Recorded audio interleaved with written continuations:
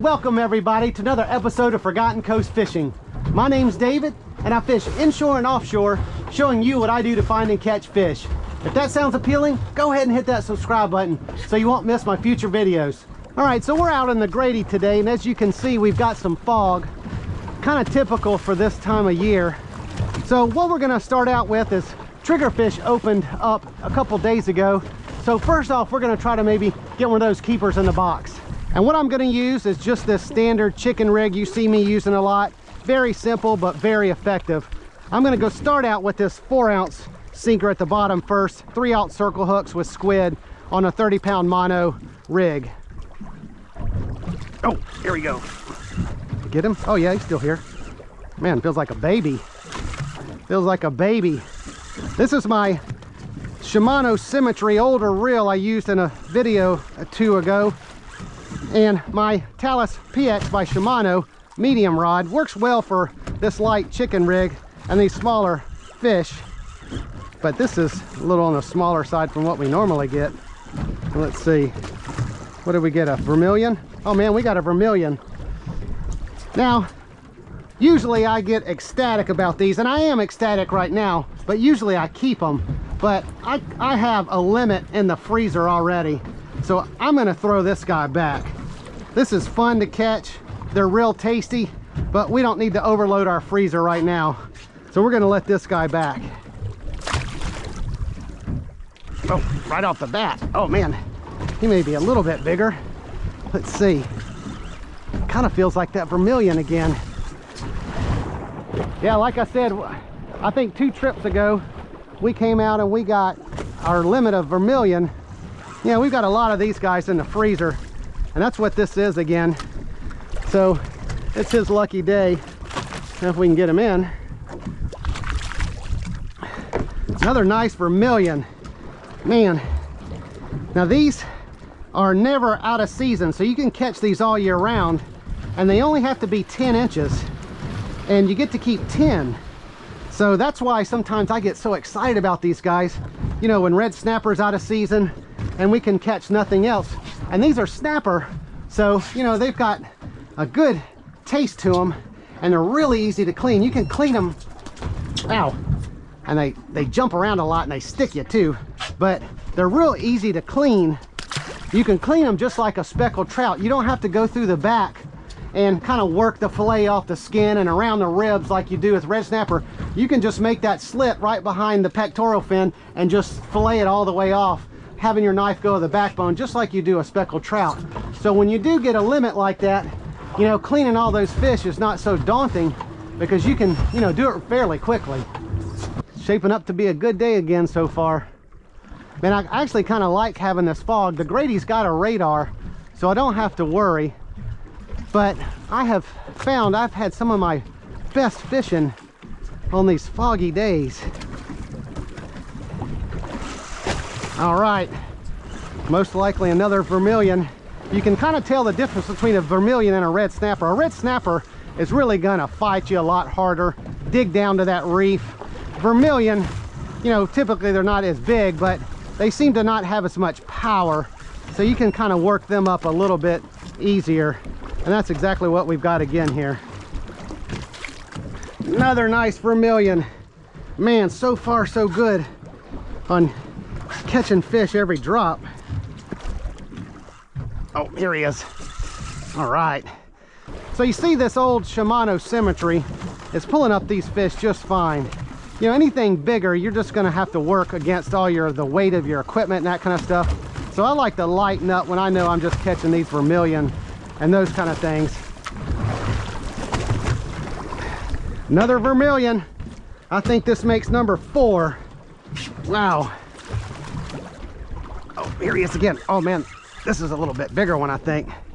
Yeah, this is a bigger one. So this could be our red snapper. You see that?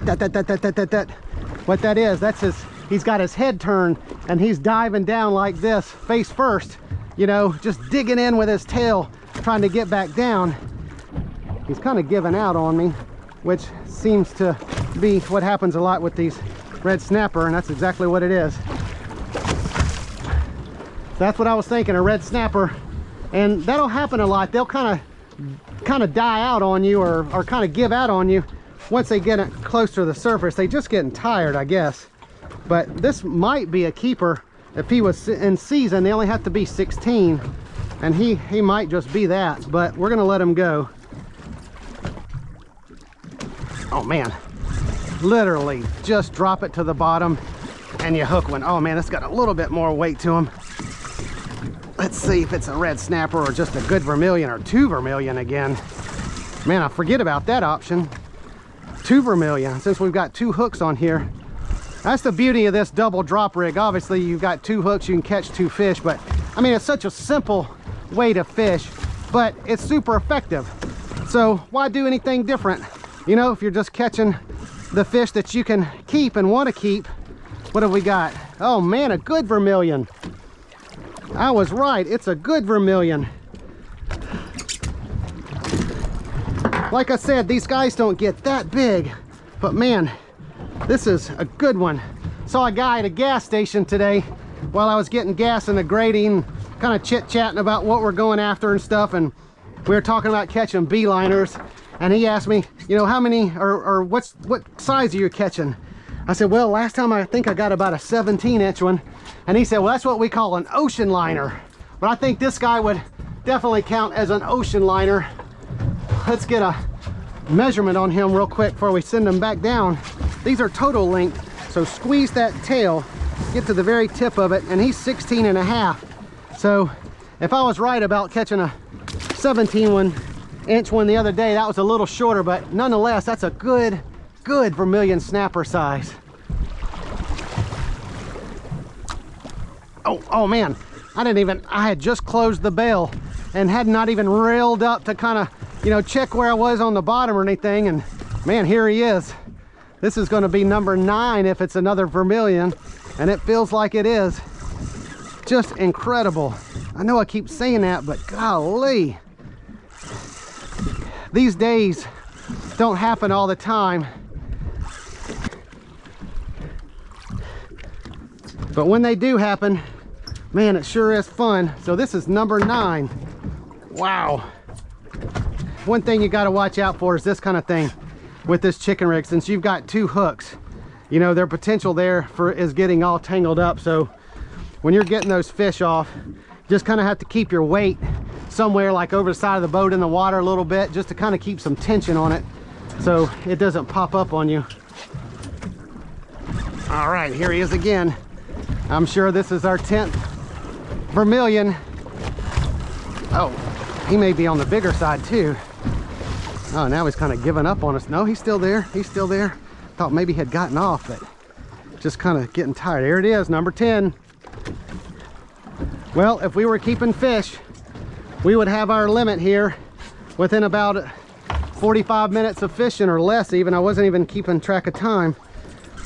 Yeah, I kind of let this dude just sort of have it for a second before I started lifting my rod. Oh, and he's got some more weight to him, some more pull. Oh man, I'm sure we've got a red snapper here.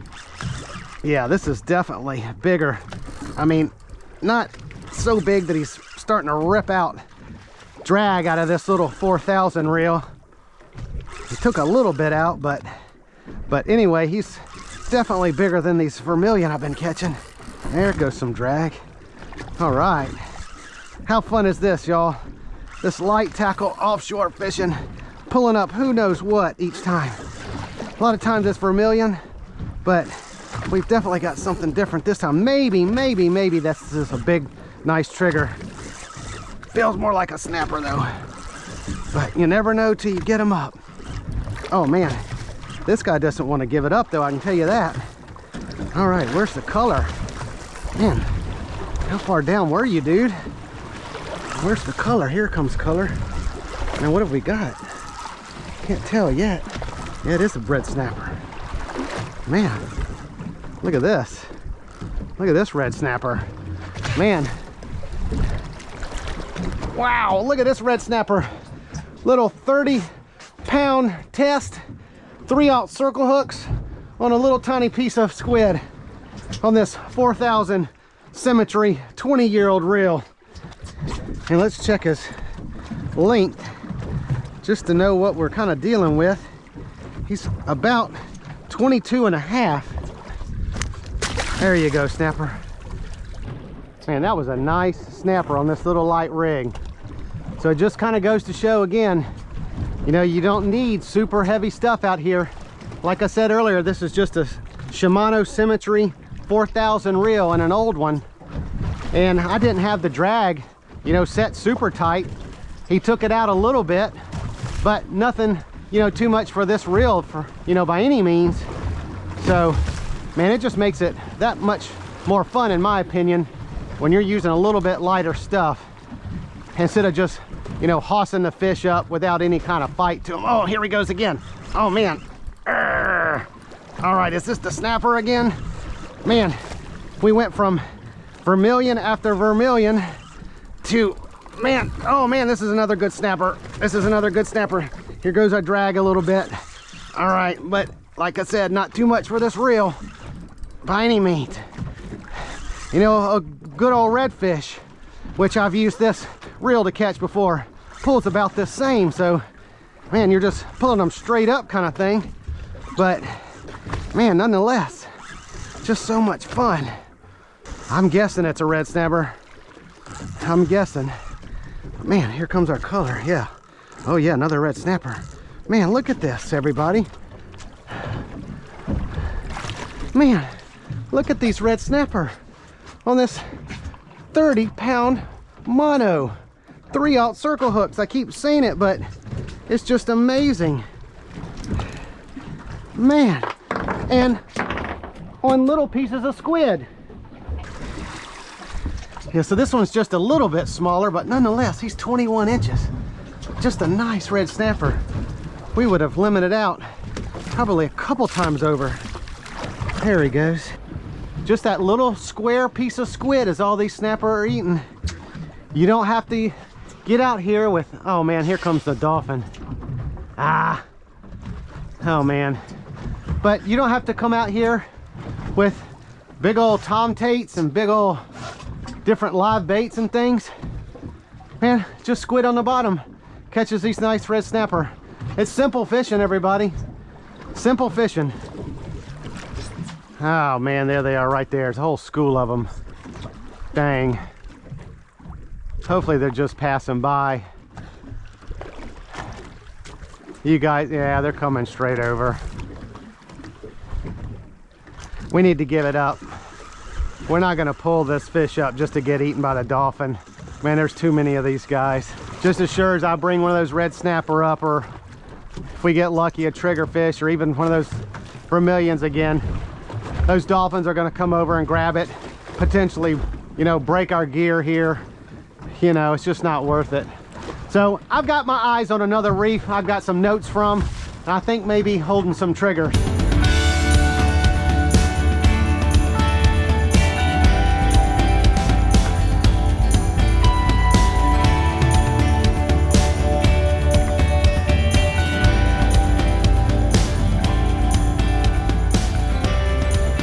So with our new reef, as you can see, man, it has calmed down. There's absolutely no wind anymore almost. So we're gonna drop this down, same chicken rig, and hopefully we can grab a trigger at this new reef. Oh, here we go. Oh man.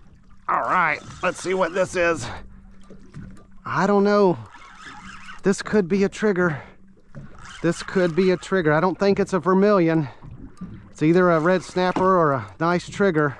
Hopefully a nice trigger. Doing that shake, shake, shake, and snapper and trigger both do those. Trigger do it mostly because they're spinning around and around using that body to have all that water have to go over their flat body to make them heavier. So sometimes you'll get a trigger and you're thinking, yep, that's a trigger. I can see them spinning already way down there. See, they do that the whole way up. All right, man. I don't know if this is a keeper or not, but he's looking good so far. But I don't think he's a keeper, but our plan paid off. Look at that. Came to our new reef, had some good notes from this reef that there might be some triggerfish here. And sure enough, there is. Man, he might be on the borderline. My guess he's a little bit short, but let's measure him just to see. All right, so let's check him out. That's to the fork here. and he's a little bit over 14. So we need to get him back. There you go, Trigger. So just a touch short. All right, here he is again. All right. I don't think he has as much weight to him as that last one. So, but let's get him up. You never know. You never know. And you never know what you're gonna catch either. Till you can start to see some color. And let's see what we're doing here. Is it another trigger? Yep, it's another trigger. Well, I think we found our trigger fish. This guy's not gonna be a keeper either, but we found our trigger fish. And you would think surely there's gonna be a keeper mixed in here somewhere. All right. All right, here we go again. Yeah, this is definitely, obviously we've caught 2 trigger, so I know it's trigger, but you can tell it's trigger even if you hadn't pulled any up, because they kind of nibble at it, and they don't really kind of sometimes strike so hard. They just kind of tap at it, you know, because they have those smaller mouths. But man, this one actually feels a little bit more decent, and that's what's happening here. And finally we just got this one on. But these fish are hungry today, whether it was those vermilion or now these trigger, and of course those red snapper. Man, something about today has just got all these fish fired up. Oh, here we go. Oh man, is it 2? That's why it's so heavy. We got 2. Man, oh, look at this. Little synchronized swimming down here. Check them out. All right, that one on top may be a keeper. Look at these. These are some nice trigger fish. Man, actually both same size. I don't know. They're probably a little too short. But let's take a check to see for sure. Yeah, that's how much short he is. Half an inch or so. And that was the bigger one. So let's check this other one.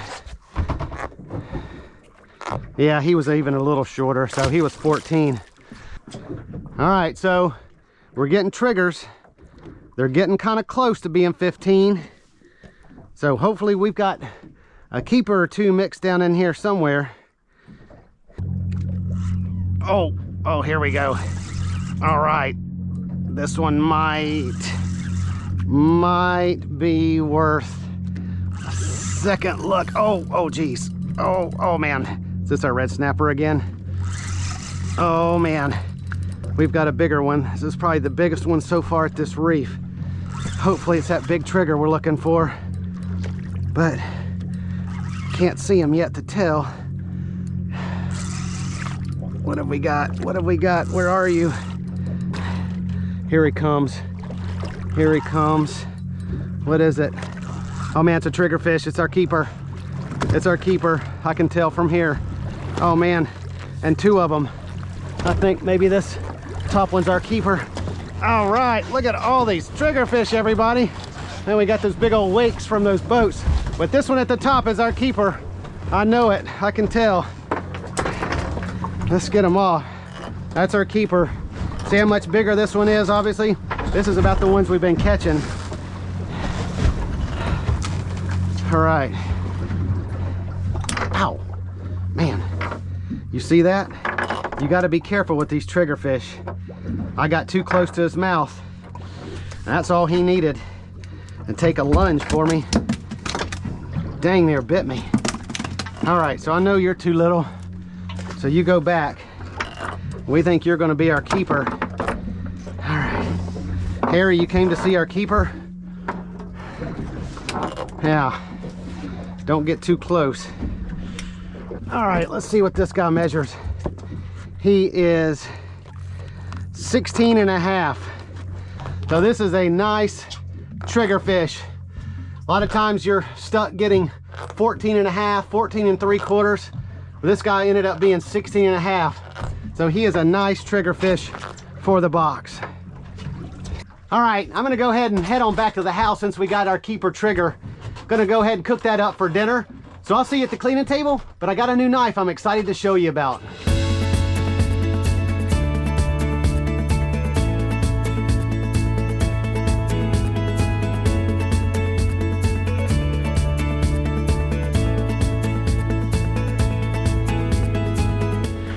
made it back. I wanted to show you this knife I'm going to be using.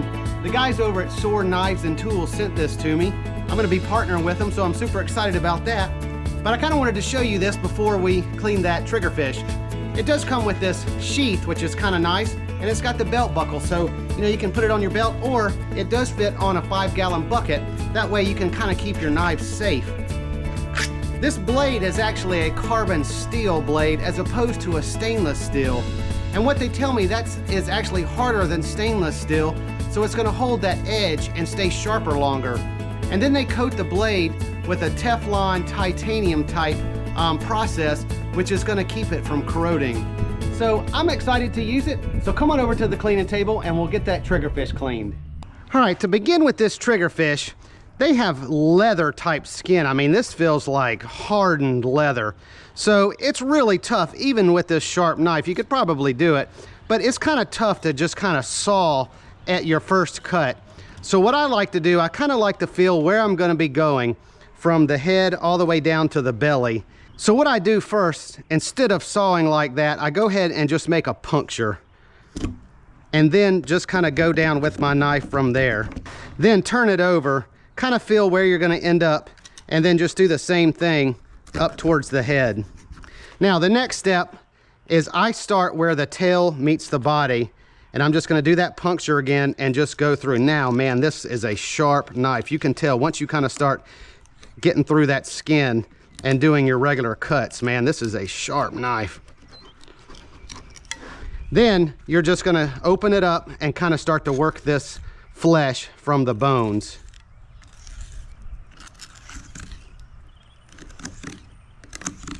Then once you get all the way to the backbone, go ahead and put your knife on top of the backbone, and then you can just go ahead and fillet the rest of it off.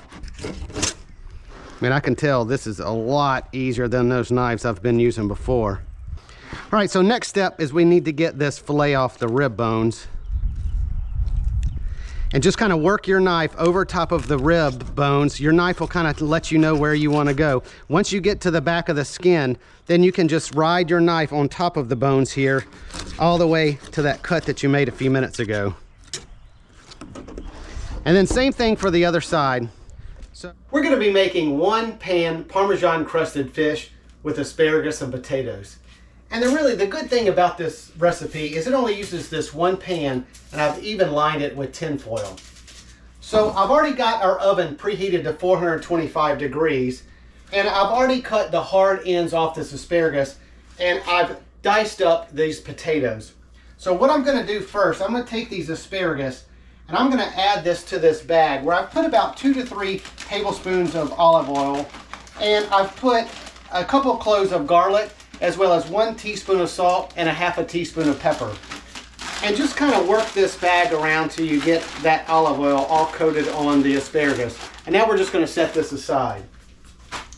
All right, so our next step is I'm going to put these potatoes in another bag where I've got another couple tablespoons of olive oil. I've got 1 teaspoon of rosemary, a ½ teaspoon of oregano, and a ½ teaspoon of thyme, as well as 2 cloves of garlic. And same thing, we're just going to get this olive oil spice mixture nice and coated over all these potatoes. Okay, so we're going to go ahead and get these on this sheet tray and kind of get them so there's only one layer. You don't want these to be stacked on each other because you do want these to kind of cook as evenly as possible. And I've got this all on, mostly on one side of this tray because we're going to add the fish and asparagus all on this one tray. But we need to do it in phases because the potatoes are going to cook probably 10 or so minutes longer than the other ingredients. So we're going to go ahead and put these in, and we're going to set our timer for 10 minutes and then kind of check it. If they look good, then we'll go ahead and add our fish and our asparagus. While our potatoes are cooking in the oven, we're going to go ahead and prepare our fish. So the first thing we're going to do is we're going to salt and pepper it.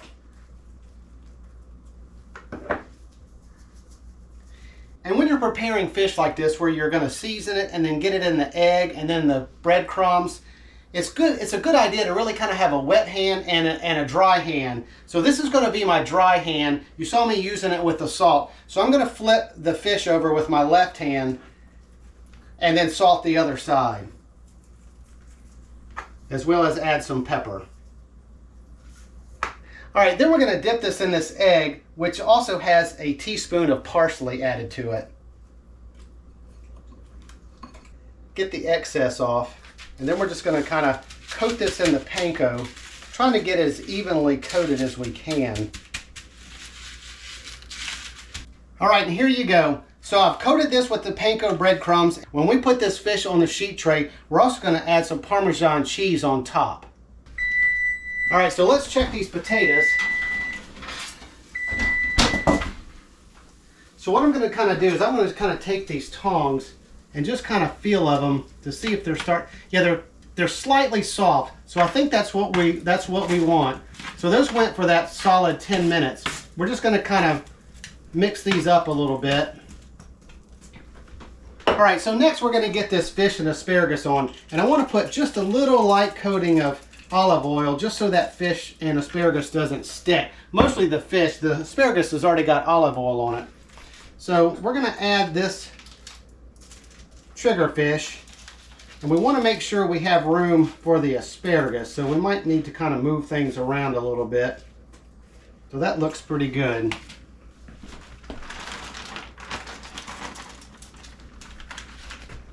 Our last step before putting this in the oven is we're going to coat this fish with this Parmesan cheese. All right, well, let's get this in the oven. And we're going to set our timer for 10 minutes. This may end up going for 10 to 20 minutes, but I'm going to set this at 10 so we can check it. All right, so we wound up going 15 minutes, and I'm going to check it at that point. You see we're starting to get some brown on that Parmesan cheese. So I've got this instant read thermometer. These are invaluable in the kitchen. So what I'm looking for is at least 145 degrees. We're only at 144, so we need to get this back in just for a few more minutes. While we've got it out, I'll go ahead and kind of stir things around a little bit. I think these asparagus are about done as well. All right, so let's go about another 5 minutes. All right, so it's been another 5 minutes. I'm going to kind of pull this out and check the fish and kind of check the potatoes mostly for doneness. All right, so that filet is at 160 and that's at 170. So we're good to go with our fish. Now I want to kind of check these potatoes too. Just kind of take this fork. You know, if the fork pokes in pretty good and fairly easily, you know they're done, and which they are. So there you go. There's our one pan Parmesan crusted fish with our asparagus and potatoes. Very simple, very easy dish to do. Like always, I'll go ahead and include this down in the description below so you can make this for yourself. But if you enjoyed this video, give me a thumbs up and consider subscribing so you won't miss my future videos. So until next time, hope to see you on another episode of Forgotten Coast Fishing.